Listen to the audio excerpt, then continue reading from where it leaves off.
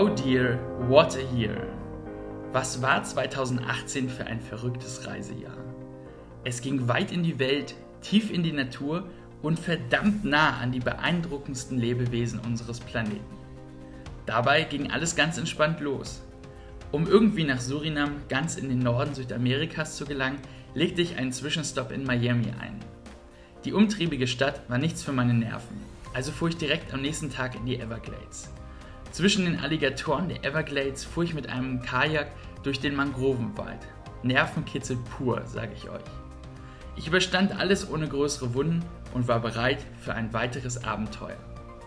Denn wenige Tage später unterstützte ich in Surinam die Arbeit einer Naturschutzorganisation und half bei der Versorgung von Faultieren und Ameisenbären. Die Projekte der engagierten Gründerin Monique Poole beeindruckten mich so sehr, dass ich eine ganze Woche bei ihr blieb und noch die Gelegenheit bekam, ihr Meeres- und Delfinschutzprogramm zu besuchen.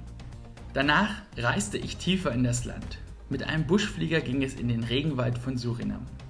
Dort lebte ich mit den Einwohnern eines Dorfes und wir wanderten durch den Wald, stießen im Fluss auf Piranhas und entdeckten die Abgeschiedenheit südamerikanischer Landschaften. Etwas umtriebiger ging es wenige Tage später im Ökodorf Las Terrazas in Kuba zu. Das Dorf hat sich der Nachhaltigkeit verschrieben. Zusammen mit neuen Weggefährten entdeckte ich vegetarische Restaurants, lernte viel über Wiederaufforstung und verbrachte eine erstklassige Zeit in der Natur. Zurück in Deutschland hatte ich etwas Zeit für die Familie. Ein Wochenendausflug brachte mich mit der Familie an die Nordsee. Auf einem Ausflugsschiff wurde mir die biologische Vielfalt der Nordsee erklärt und ich hatte die Chance, Seehunde und Robben zu sehen. Vom Meer leben auch die Menschen in der Bretagne.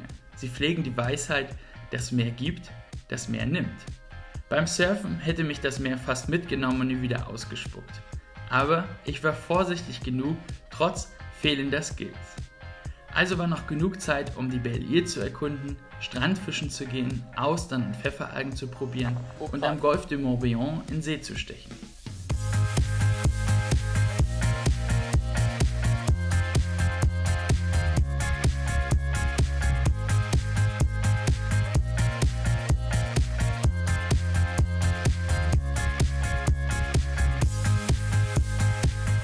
Nach einer langen Reisepause war mein nächster Weg umso weiter.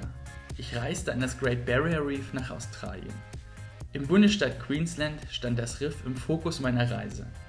Dabei konnte ich einen Anfängertauchgang absolvieren und sah erstmals einen Teppichhai sowie jede Menge Korallen, bunte Fische und eine Schildkröte. Die gute Nachricht ist, dass das Riff nicht tot ist, aber es ging ihm auch schon mal besser. Ganz besondere Lebewesen verzauberten mich wenige Tage später in Sri Lanka.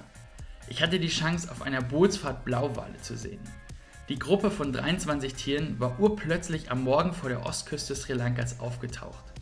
Die Begegnung mit den Blauwalen war nicht nur der beeindruckendste Reisemoment 2018, sondern wahrscheinlich das beste Erlebnis meines Lebens. Diese Reisen haben mir ein weiteres Mal gezeigt, wie wunderbar und schützenswert unsere Umwelt ist. Und dafür möchte ich mich im nächsten Jahr noch stärker als jemals zuvor engagieren. Bleibt dran, denn die Zeiten für nachhaltigen Tourismus gehen gerade erst los.